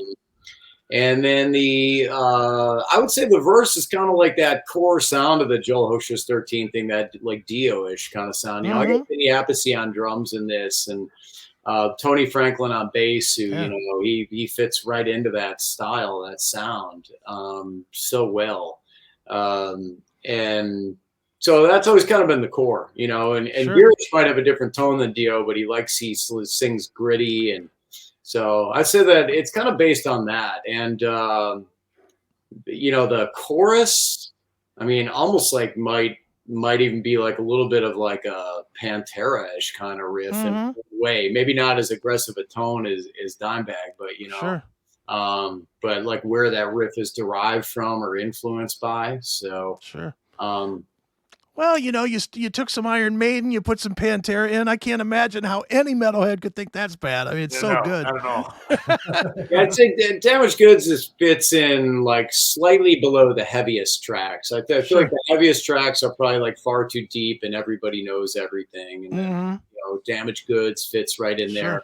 So there's like this heavier end of the spectrum. And then, you've got a couple ballads, mellower tunes. And then somewhere in between, you got stuff that kind of falls in the Zeppelin AC/DC kind of influence category, like Don't Have Words is very AC/DC influenced. And You're Right for Me is very Zeppelin-y. It's like I wrote that on, an open tuning on acoustic, like Jimmy Page. Right. Would be in the open tunings. And then I ended up just throwing a Sans amp on there to distort it a little bit and kind of get it out and then add some power chords around it and tough it out a bit, Sure. And then the other one, since we're just throwing names out there, Not Tonight feels very Whitesnake like. Almost like that could have been something you wrote for Whitesnake and didn't make it, but it's got a very Still of the Night-ish, that at the beginning part. Like, yeah. So for me, that feels like Zeppelin-y. Okay. Which is Whitesnake-y. Definite correlation between Zeppelin and Whitesnake. And then the chorus, I would say, for me is like, Dokken-ish or something. Okay, yeah. Like I could hear Don Dokken singing that melody in the chorus very easily. So, and that's all kind of stuff I grew up on as well. That's my first band that I was ever in. We covered a lot of them. That was the band that we sounded good covering. Our singer sounded a little like him. And I, could cover George's stuff a little bit at that age. And so. Sure. Very good, man. Well, dude, you mentioned Girish Prod. Is it Prodden? I don't know how to say his last name. Man, no, I don't. You either. The funniest story was so they wanted us to do an announcement about this and kind of release it staggered. And so I sent a voice memo to one of the guys at the label and said, so Girish Pradhan, right? Is that how I pronounce his name? Because I don't want to say it incorrectly on this. And they said, yeah, no, you got it. That's it, dude. So I made this video. And then when it came time for him to make his, he said it with an accent that I was like, oh, forget it. Baseball, man. I was like, it sounded nothing like the way I said it. So I went, okay, I guess we're just, look, my name is supposed to be, if you do the Dutch pronunciation, have like a hoek. Hoekstra. Like a hook, but nobody would ever get that out of Hoek. So I just say Hoekstra because I have mercy on, on us. On us, yeah. I mean, my name is hard enough to say or spell anyway. So, I mean, I'm like, look, I got enough problems on my hands, much less hoping they're going to get the Dutch thing going on. Right on, man. Well, dude, I did want to talk about Girish, who, for me personally, the best album of 2022 was the Girish and the Chronicles record. So good. So for anybody that likes 80s style, it's so out of the Skid Row-ish sort of book, that anybody like that will love that. How did you end up working with him? And specifically, how do you end up working with anybody and not just elevating your guy JSS up to being the singer in your band? Well, I mean, Jeff sang half the lead vocals on the first record. Yeah. And so it was Russell Allen and then Jeff sang half of the lead vocals. And that was like kind of the only bag on that album was people were like, I don't get the two lead singers. It's like, well, it's a project, man. I can do whatever I want, right? Right. Leave me alone. And it's Jeff Scott Soto, damn it. And then the second one, I decided, well, let's just have Russell sing it. And Jeff and I are just, we're good friends. And so he does these as mainly a favor to me, like singing background on the second one. And then with this one, with Girish, same thing. I think it comes down to more the fact that Jeff already fronts a lot of stuff. And right. Jeff could sing it and front it, sure, easily, but, at the same time, like he's got a lot of stuff that he already does. Yeah, I know. I get a press release every month with his next release. It's crazy with that guy. So, I mean, for me, it was kind of an opportunity to start out with Girish, who, was kind of, I guess, got that young and hungry eye of the tiger thing going on. Sure. Right now. I think he's looking to make a name for himself. And as you said, like, I watched the Girish and the Chronicles stuff when the label said, what about this guy? And they sent me some links, and I went, well, yeah, amazing screamer, but like you said, it's kind of like, a young Sebastian Bach or something. You're like, wow, man, this dude's like screaming away, amazing range. Problem is like with my stuff, I'm like, okay, my stuff's more like Ronnie James Dio through like Lou Gramm or Paul Rogers, right? Mm-hmm. So it takes some ability to just kind of sing, and none of those guys were the high screamer type. Right. But even Dio wasn't really a high screamer type. Yeah, true. Power screamer, but not really like a high tenor, that kind of came in with Jeff Tate doing all that stuff. Everybody started doing that after Jeff Tate was there, right? So anyway, I just gave Girish the stuff and was like, look, this is kind of, the vibe, and every track I got from him, I was like, wow, well, he can really do it all. He's really a chameleon. He can kind of fit the vibe of whatever the song needs. So he's kind of the perfect guy, because the music is pretty diverse on the record. I mean, it's not like there's like, hey, every song sounds exactly the same. It ranges from that really heavy stuff to like, ballady kind of stuff that even, one of the ballads even has some kind of R&B type changes on this. So it's a pretty diverse sounding record. So finding someone that can fit the bill and all that, it's not easy. Right on. Well, we appreciate you coming on, man. Yeah. So much appreciated. And the new album, again, June 16th. That's what we're going with, correct? Yes. Got to make sure to buy it. June 16th. Pre-order it now. Appreciate you coming on, man. It was fun. I enjoyed it. So yeah. Oh, thank you so much. I appreciate you guys helping out and spreading the word. Definitely. Absolutely. We need more new, good rock music. So keep it coming, my friend. Thank you. Oh, my pleasure. I'm working hard every day, brother. All right. Well, we'll talk to you. Thank you so much, man. All right, Joel. Thanks, buddy. Cool. Thanks so much, guys. Thank you. Peace. Good dude, man. Good stuff. Joel Hoekstra, he rules. June 16th. June 16th, Crash of Life. But buy it now. 13/16. Just buy it now. Don't waste your time waiting. You said that the guy, the name you can't pronounce. Girish Pradhan, I think. You sent me some of his stuff earlier, and yeah, it does rock, man. I mean, it's really good. There's some good shit out there that I didn't know about. So yeah, there's more and more. I was going to bring Girish and the Chronicles to the new music moment at some point here. I figured this week we're doing live new music moment with Joel Hoekstra. Well, but yeah, good stuff. Just a lot of good music. We're gonna take a quick break, and then Target wants you to tuck your stuff away. And, fun.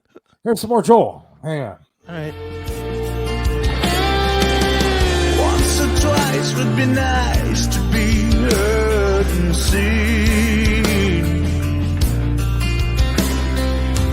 I could say to myself and just play that it's all a dream.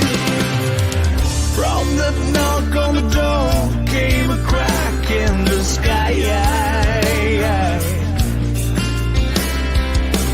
When it did, and you stared and took hold of my soul and mind.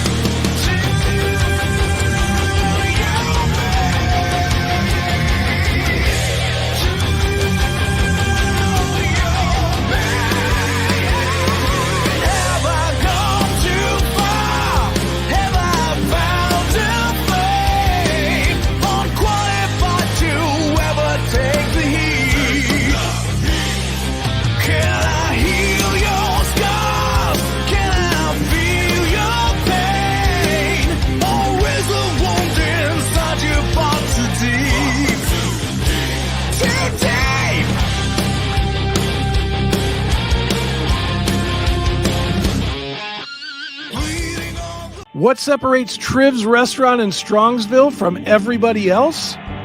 Some restaurants you go to eat the same thing over and over and over. But then there are restaurants like Triv's, where you want to go there every single time and eat something different until you have eaten every single item on the menu. Why? Because the food's delicious, and it has been for almost a quarter of a century. Triv's has amazing food, outstanding service, and an opportunity for you to have private dining, special events, and intimate occasions.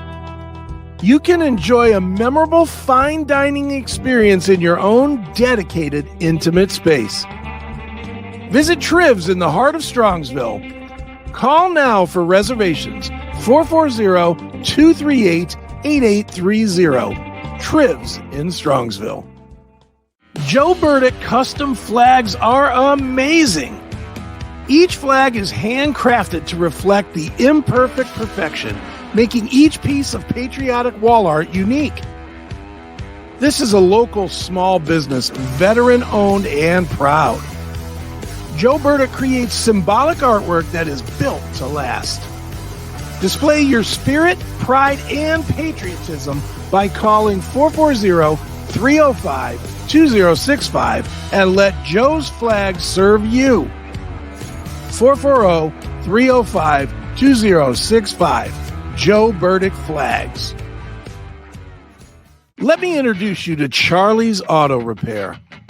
Any car, any truck, any problem, Charlie's does it right. You know how it is.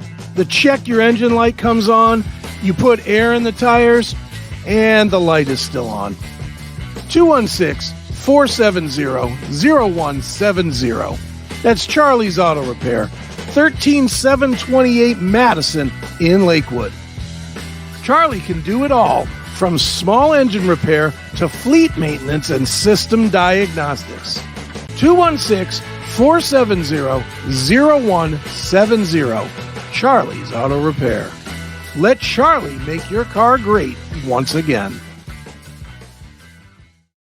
Right back here, and I want to thank Charlie's Auto Repair in Lakewood for the hotline. Joel Hoekstra joined us on Charlie's Auto Repair in Lakewood. Thank you for the hotline.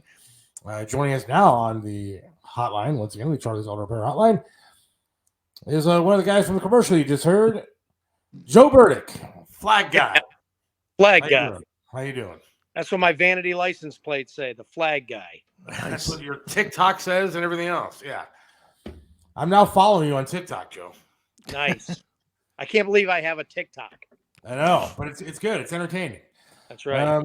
Somebody says do a Billy Morris interview about music, his music and songwriting. I think we could probably get Billy on, right, Chris? I'm sure we could make that happen.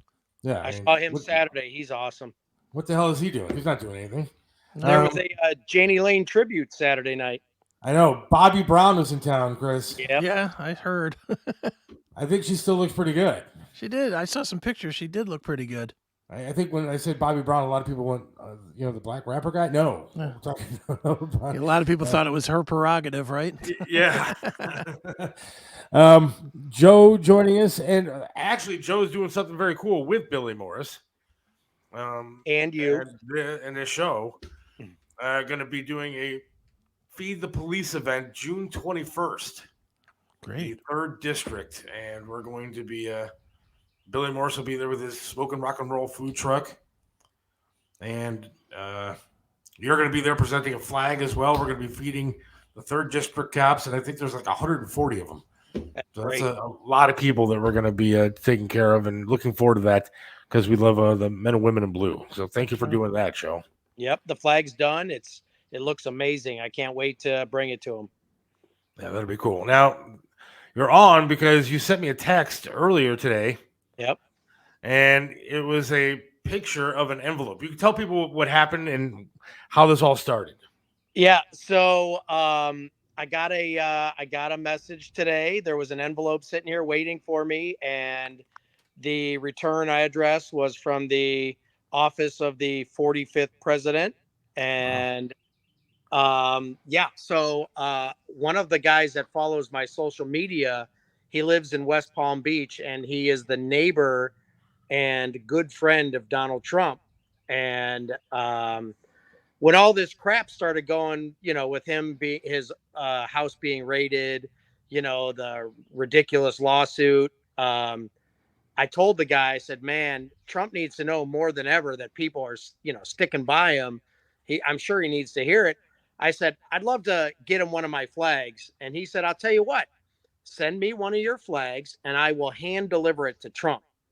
And a couple of weeks ago, actually, while my son and I were on our cruise, he sent me a photo of him with the flag at Mar-a-Lago and a photo with Ronnie Jackson, the senator from Texas, and Donald Trump's former doctor or congressman, I think is what he is.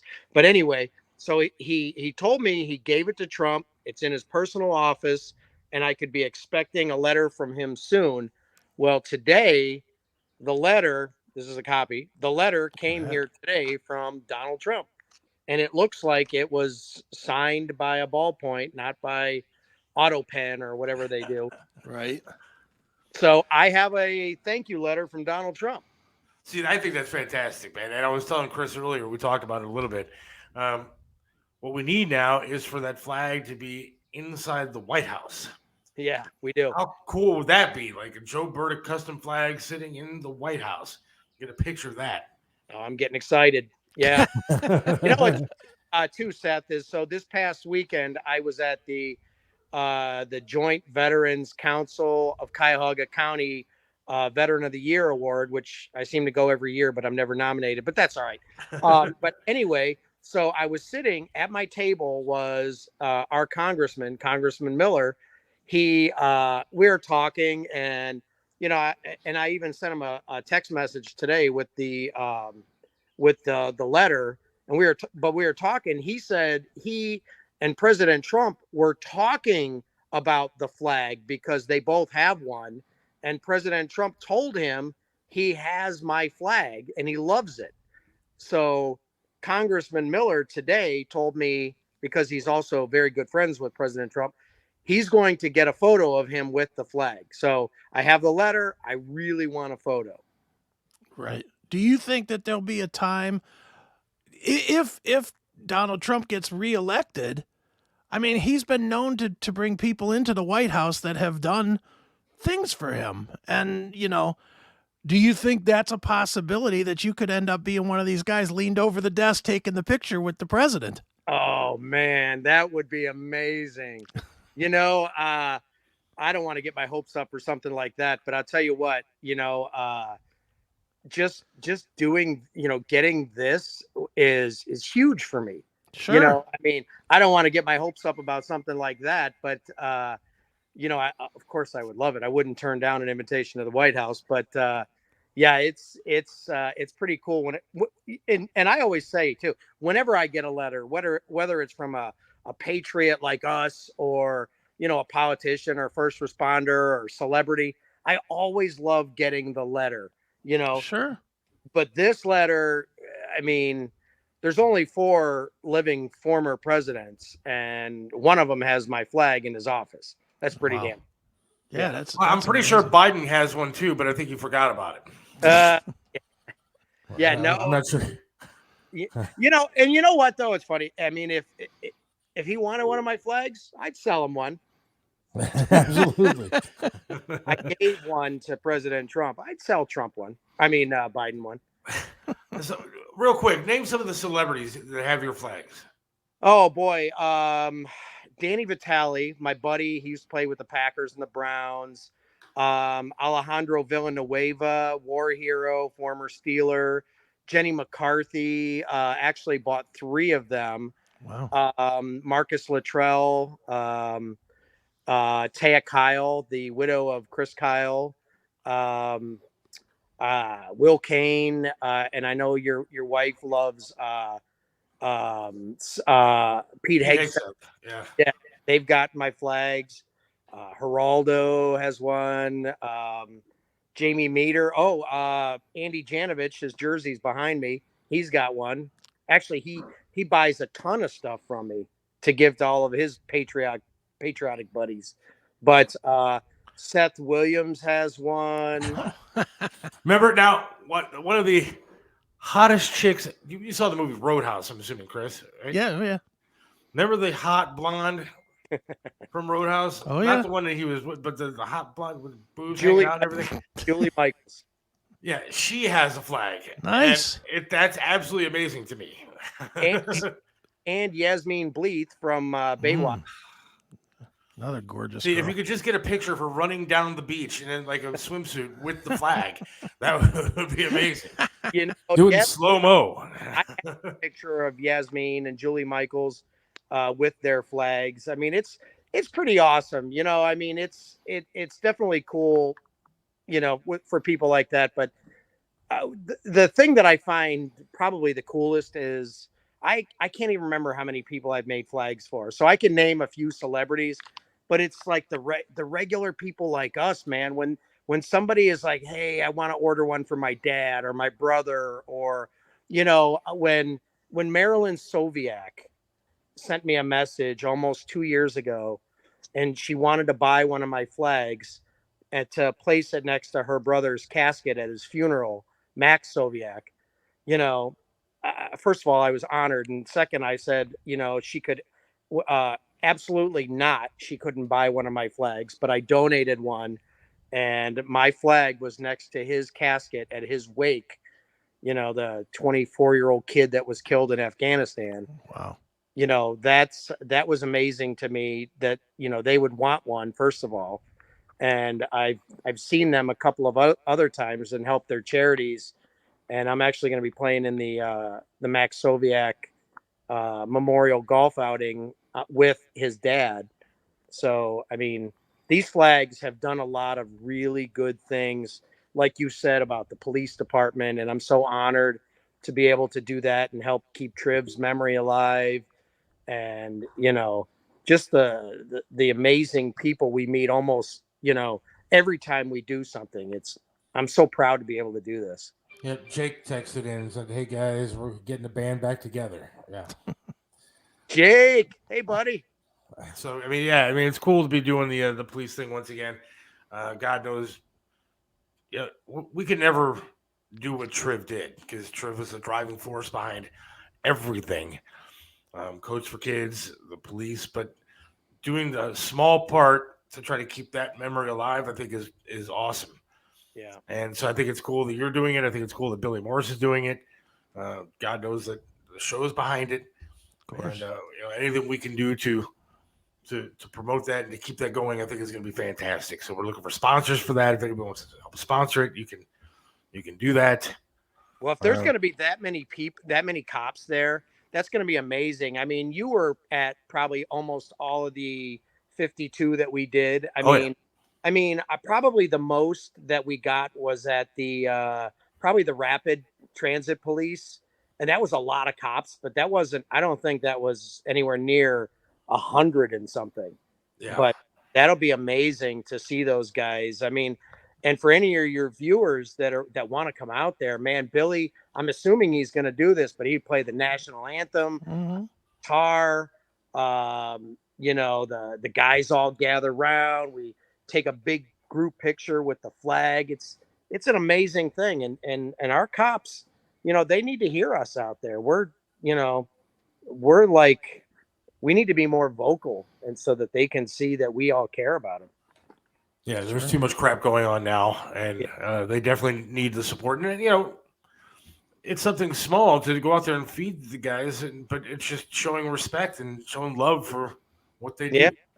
And remember, Seth, we did this when that COVID crap was right at its highest. So yes, Riv would go out there not wearing a mask, and I loved it. And we weren't, we weren't wearing those stupid masks, and we're shaking their hands and, you know, hugging cops and feeding cops. And I mean, that when people were, you know, hiding in their basements, another Biden reference, but hiding in their basements, we were out there, you know, showing love to cops. Yeah, there was one that we did. I think it was like in Kirtland or something.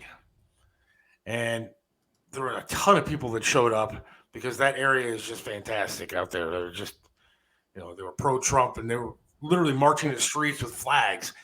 And nobody was wearing a mask. It was the height of COVID. I mean, like the radio station was saying, don't do this because if you do, we're going to get crap for, you know, the amount of people that are going to be there. And Triv was like, no, we're doing it. And like, well, wear a mask. And nobody's wearing a mask. I'm taking videos of everything. And everybody's just having a good time, shaking hands, hugging each other. And nobody got COVID from what I know. There was no lawsuits. There was nothing. It was a great time. A bunch of patriots out there having fun and paying respect to the cops. So, yep. It would be nice to kind of do that once again. I'm looking forward to it. You know, I really am too. And hey, if you want, I'll read you this letter for your viewers. You know, we'll see what Donald Trump had to say. Yeah. All right.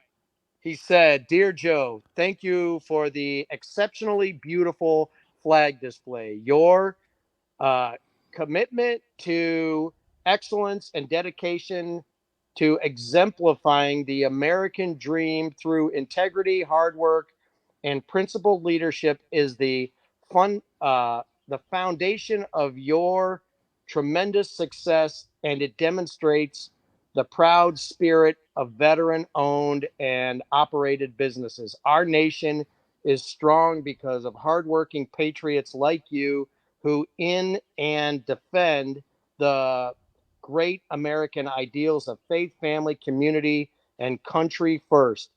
The beautiful American flag will serve as an enduring reminder to never stop fighting for the values you and I cherish. May God bless you. Sincerely, Donald J. Trump." And even underlined, "May God bless you." That's awesome. That is cool. The second page, a naked picture of Stormy Daniels. No. No. Yeah, it's pretty amazing for my little, veteran-owned business. I don't do this for awards or, Veteran of the Year awards or whatever. I love getting letters and, emails, people, videos, people tell me how, their flag made them feel, or their family member. Hell, Seth, if you're following TikTok, I found a video on TikTok. I didn't even know it was out there. I just happened to type in Burdick flags, and a video popped up of a girl did in her house, and it's like a commercial for my little business, and I didn't even know it was out there. So that's the kind of stuff that I really love. That's awesome. Well, Burdick Custom Flags on Facebook. Tell everybody how they can get a hold of you if they want a flag. They're beautiful. Thank Burdick you. Custom Flags. You've been a sponsor of this show since day one. So I can't thank you enough, and I appreciate you because I love this. Yep. Yeah. You Burdick Custom Flags on Facebook, on Instagram, on Twitter, and Burdick. I guess it's Burdick Custom Flags on TikTok. I'm losing track of all the social media. My email is Burdick Flags. I need to get that updated a little bit, but yeah, you can reach me anyway. Phone number 440-305-2065. I can always hear Triv in my head. Say it slower. Say it slower. Do it again. Say it slower. 440-305-2065. I appreciate you coming on, Joe. Thanks for coming on, sharing the story about the letter. I think it's awesome. Yeah, no, thanks. Get that out there, man. I probably broke a bunch of speed limit laws trying to fly home to see this. It was pretty cool. Nice. But thanks for letting me tell the story. Well, thank you, Joe. I appreciate it. I'll talk to you soon, my friend. Thank you. All right. I'll see you guys. Bye. Take it easy, man.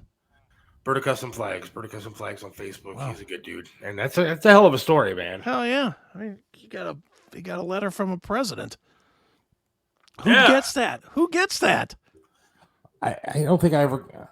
I think that I have a letter from Judge Judy. I don't think that counts as. I have I'm pretty sure I have a form letter from the pandemic from Mike DeWine. Right. From complaining about his bullshit. I wrote actually because I'm a huge Judge Judy fan. I hate to actually admit that, like as we're talking. Sure. No, Judge Judy, she's fun. But I've always liked the show. My wife and I always like the show, and I'm very routine. Mm-hmm. So when I sit down and I eat dinner, that's what I like to watch. Okay. I know it sounds ridiculously stupid, but again, I am very OCD routine in that way. And so finally, I just wrote her a letter just saying, hey, watch the show, love the show, love to get an autograph, blah, blah, blah. And next thing you know, a couple weeks later, I got an envelope that had her logo on the front of it. Inside was an autograph picture to me from Judge Judy and Officer Bird, the guy, Oh, or nice. bailiff. So they're actually both in my office, which I think is fantastic. That's pretty cool. I know she's on. Isn't she on like one of the like Freevee or something? Like she has her own Yeah. show that's on all the time, like 24/7 channel. Yeah, it was another like A new kind of show that she was doing, and I started Judy watching it. Justice or something. Yeah. right? Yeah. And but the problem that I had was whatever this Freevee is, it's fine that it's free, but there's 400 commercials that you have to sit there. Yeah, Freevee's Yeah. Freevee's a bit excessive with the I'm all about the free platform. I'm all about all the streaming platforms. Yeah, but absolutely. Freevee does beat you to death with commercials, and they should have some way that you could just pay an extra $2 a month or something and not have commercials. Yeah. So when I watched Judge Judy, I have it recorded from earlier on in the day, obviously. Right. So that I could fast forward through all the crap that I don't want to watch. Right. And unfortunately, on some of those services, you can't do that. Nope. So again, if you knew some of the OCD things that I have, Chris, it's very, I don't know if it's entertaining, but yeah, like I can't eat during a commercial. Really? So if I'm watching a TV show while I'm eating and a commercial comes on, I put down the fork, put down the sandwich, whatever I'm eating, put it down, and I sit back and I wait 3 minutes or however what are you long it waiting is. for? Are you waiting to see if they offer you something better? No, that's why I watch generally recorded shows so I can fast forward through all the shit. Right. But if I'm stuck, like say I'm watching a football game or something like that and I'm eating. Okay. Yeah. As soon as the commercial comes on, everything's down. And I just sit there and I stare at the TV, wishing to God that I could either not have this OCD or wishing to God that they would just ban all commercials. Right. Do you ever try to just force yourself to eat through it? No, that wouldn't be right. And like dinner for me, like I cannot eat generally before. If I eat before 7:30, all hell's breaking loose, dude. I can't do that. Really? So it has to be after 7:30, preferably after 8. So if you're going somewhere that's not going to have food, and you have to leave your house at like 6:45, you're just not going to eat that night? No, I don't eat. I'll drive around and get gas until it's 7:30 at least. Right. Wow. My wife hates me because she's like, "Why are you like this?" But I've been like this since forever. Sure. That's Like- funny. Like when I used to have a couple of beverages at night, it couldn't be before 8 o'clock. If it was 8, like 7:59, I wouldn't crack a beer. At 8 o'clock, I could have something. I can honestly say I've never heard this OCD. Wow. Yeah, dude, it gets kind of. I mean, I've given up a lot of things. Right. Like when I was a kid, I used to be OCD and be on the phone with like my girlfriend or something like that. And back then it was a house phone, like a big cord and all that Right. bullshit. And I'd have to pick up 3 times to make sure that the phone was hung up before I was done. So what about these like the Super Bowl? Can you eat through halftime, or does that register as a commercial? In No, your that's head? okay. That's okay. Generally, what I try to do, though, I'm just being honest because Yeah. it's weird. But I record the Super Bowl. because Okay. that's a special occasion for eating because you usually eat like wings or you have party Yeah. type foods and stuff like Right. that. And so my routine when it comes to the Super Bowl is I record it. Okay. I don't start the Super Bowl with the recording and eating until after 7:30. So the game's already like an hour and a half, hour in Right. before I actually start eating. So usually I'm timed up to being done eating by the time I get to the halftime. So if you have a streaming service like Paramount or Peacock or whatever, you'll pay the extra $2 to not have commercials just so you can eat whenever you want. Absolutely. Yeah, I can't do it. It's really weird. That's hilarious. It's really wore off on me. There are some things that, yeah, I mean, like he was OCD in the sense of like germs. Like Yeah. didn't like germs. Mm-hmm. So like every day I'd have to spray down the studio with disinfectant, Lysol, Yeah. whatever it was. I'd have to spray down his chair. I'd have to spray down the microphones. I'd just spray down every little thing. Right. And he would always grab like handles by his shirt. Would never touch a door handle. And so now I do that kind of stuff too. And it gets a little bit obsessive. I guess. Like I'll never I don't touch a gas pump handle. I'll put my sleeve over top of it, and which doesn't do me a whole lot of good because now my sleeve is covered in germs. Yeah, exactly. And then I'll go, and that gas smell all day long. So, yeah, I don't know. Wow, that's hilarious. The little things, man. But I'm not like completely OCD. Right. But like a certain time of night is when it's time to go to bed. It's not time to go to bed before that time. And if I'm after that time, I'm thrown off a little. See, you're a regimen guy too. Like you can't just like if you do something repetitively, you have to do it in order repetitively, right? Oh yeah. Yeah. See, I it's weird because everybody in my family, I think, has that OCD, except me, and they can't figure out how I can work and watch TV and listen. I mean, there's definitely times where I'll have 2 computers going, plus a TV, plus music, and I'll have it all going at once, and that works for me. Just the sheer chaos of it. And none of it is organized. And then when people see me doing that, they're like, what in the hell? How do you get anything done? It's like, that's just how it works for me. You know? Yeah. Like, again, it goes back to eating. Maybe there was something I had a tragedy as a child when it came to eating. Yeah. But I will never eat things together. Like, if I have like a sandwich and fries, Right. I have to eat the fries first. The fries are going to be gone before I touch the sandwich. I cannot eat the main dish until the You side can't dishes take a are bite gone. of the sandwich and then 2 fries. No. No way. Not going to happen. Like, if I'm eating a Thanksgiving dinner, it's weird because I'll have like the corn, mashed potatoes, stuffing, turkey, whatever. But that stuff will be gone before I touch the turkey. So can you do like a dipper thing too, or no? Like, could you? I'll do a dipper thing. All I'll right. like maybe combine the side dishes together, Right. and that's all right. But yeah, the side dishes. But no mixing like corn or something with potatoes or whatever.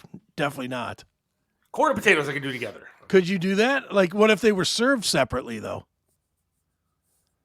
No, I mean, that's all right. Again, as long as the side dishes are gone before the main dish is consumed. Okay. All right. So you'd be okay to mix them up. You'd not have to Yeah. eat all the corn first, then all the potatoes for Yeah, a second. Yeah. It's hilarious. It is what it is. That's good Like in the stuff. mornings, I have the same kind of thing. I have a routine of getting up in the morning. I know what time I'm going to get up. I know what time I'm going to Right. get up to go upstairs and work on a computer to post stuff or do this or do that. Mhm. But it's very routine because then Right. I know that as soon as I'm done with that, then I'm going to close the computer. I'm going to go downstairs and make my sandwich for lunch. Right. Now, I know that I enjoy watching Let's Make a Deal during lunch. Sure. And so I have all these Let's Make a Deal shows recorded. And so if Let's Make a Deal is a repeat, I'm fucked. Like I start freaking out. Like I'll go to YouTube and try to find like one that I haven't seen. So I Yeah. can watch that while I eat. I can't Right. watch Price is Right. I can't watch something else. It has to be that during lunch at that time. Then I will actually time out my meal. So I'm done with the meal as soon as the end of the show happens. That's so funny. So no wonder it drives you absolutely bonkers trying to get a hold of me when I'm like, Oh my God, dude. no schedule. Man. I sit there like, all right, I gotta call Chris. I gotta tell him this. I gotta tell him that. And then I pick up the phone. I was like, but I don't know if he's sleeping. I don't know Yeah. what's going on. And then if you don't answer, I'm like, all right, Chris is pissed at me for something. He's mad. Something happened. I said something the last time that I talked to him, and I fucked it all up. Dude, and 99% of the time, it's just that I'm on no sleep schedule. It's like this morning, I've been up now since, I think, 3:30 in the morning. I just woke up at 3:30 in the morning, opened my computer, started working. And I'm going. I'll probably go to sleep here at like 6 o'clock, 6:10, 6:10, 6:15. I'll have to look at my phone to see if I missed any calls. But if I didn't, I'll be asleep. It might be something that I should seek like professional help for. Nah, But it why? doesn't It's not hurt affecting anybody. anything. Yeah. And I mean, some of it makes total sense, dude. I mean, you worked with Triv for how many years? 20? Well, no, like 13. Well, 13. Well, even that. I mean, it's more than one. Where the show was 3 to 7. You got in the habit of eating it no earlier than 7:30. And Probably like, weren't able to. Something like Jake will understand. You've been in radio, but you weren't like the technical guy. You were more or less the. Yeah. But when you are in radio, everything comes down to the second. So every commercial comes down to the Sure. 30-second, 1 minute, this, that. And everything is very routine. Take a break at this time, go Sure. to traffic at this time, go to weather, news this time. So over the 24 years of working in radio, everything becomes routine. Oh yeah, You know that the top of the hour is when you're going to go outside and smoke. So, you know, you got to hit the commercials at this time. And everything is so routine that I think that has led to my personal life of doing the same kind of thing. Probably. It's funny because when I was doing the metal show on MMS and on 92, I used to give Matt the most shit ever about specifically that. 100% about, because Matt, you know, he was the board guy. I was 100% talent. That's all I was. Right. And he'd be like, you know, we'd be in the middle of talking about something. He'd be like, oh, hold on, man. We'll be right back with more of that right after this. It's the metal show. And it was because he was trying to stick to we didn't have a clock per se on the metal show, but we definitely had you have to get all your commercials run by this time. Oh, yeah. You know, we had, so we didn't have a hard clock, but we had, what would you call that? Soft clock, I guess. Yeah. And it would make me crazy. Like he would be like, we'd be in the middle of talking about something great. And I'd be like, or he would all of a sudden hit me with, hold up, we'll come right back to that right after this from ABC Ford, you know, and I'd be like, the mics would go off and I'd be like, what the F are you towing, man? We were rocking. And he's like, I got to hit the spots, man. Fuck the spots. You know, I was losing my mind. And then we'd come back and then he'd be like, well, now Chris is pissed. But it's true. I mean, like, Jake, I go to the bathroom every day after the 12 o'clock news. If I eat, it's in between my 2 and 2:30. Sure. That's the way it is. Mm-hmm. And hope the fitting went well. Yes, wearing my new leg now. Thanks, Eric. That's good. But yeah, everything, I think, again, for 24 years in radio, it's just one clock after another. You spend your entire life looking at the clock and seeing, here it is. Here's the next thing we got to do. Next thing you got to do. Right. And so I think I just carry it over to the personal life. So. Well, it would make sense. You spend as much time there as you did anywhere else. Yeah. Well, sometimes more than my own family. Yeah. Well, that's radio for you. All right. Well, I appreciate everything tonight. Joel Hoekstra, fantastic tonight. I'll be posting that. Absolutely. Separately, if anybody wants to watch that, it was very good. And Jim Brown talk was fun, I think. And Wednesday, I don't know what we got going on. I want to get into that Target thing because people are tucking their junk into little pockets and kids are doing it now too. So I want to get into that. We'll try to find some other stuff. I'm sure we can find something or somebody or something, you know. Always do. Lord knows my inbox is always full of bands desperate for coverage. So, well, I appreciate everything tonight, and thanks everybody listening. Sure. My show today is Seth and Chris, but you always have a great show. Keep them coming. Thanks. Natalie. Everybody have a great night. God willing, talk to you Wednesday. Chris Akin presents tonight, correct? That is correct. What do you got? We got Sexy T, Todd Strange from Crowbar. Remember them back in the early 90s? Big, fat, and slow sludge metal band. Crowbar. They have a new band called I Am. It's two of the guys from Crowbar, two of the guys from Typo Negative. So got that, and then we'll just be talking about whatever we talk about. Myself and Stephen Piercy guitarist Eric Ferentinos, who was in town yesterday, who was in Willoughby. So did you see him? Did you have fun? I did not see him. I was asleep until 3:00 in the afternoon. I hit him up, or he hit me up and was like, dude, I'm having equipment problems. I can't make it. I was like, okay, cool. You know, whatever. So it didn't happen, but I'll obviously catch up with him the next time he's through. Yep. All right, man. Well, I'll talk to you hopefully Wednesday, and thank you again, and thank you, everybody. Have a great night. See ya. See ya.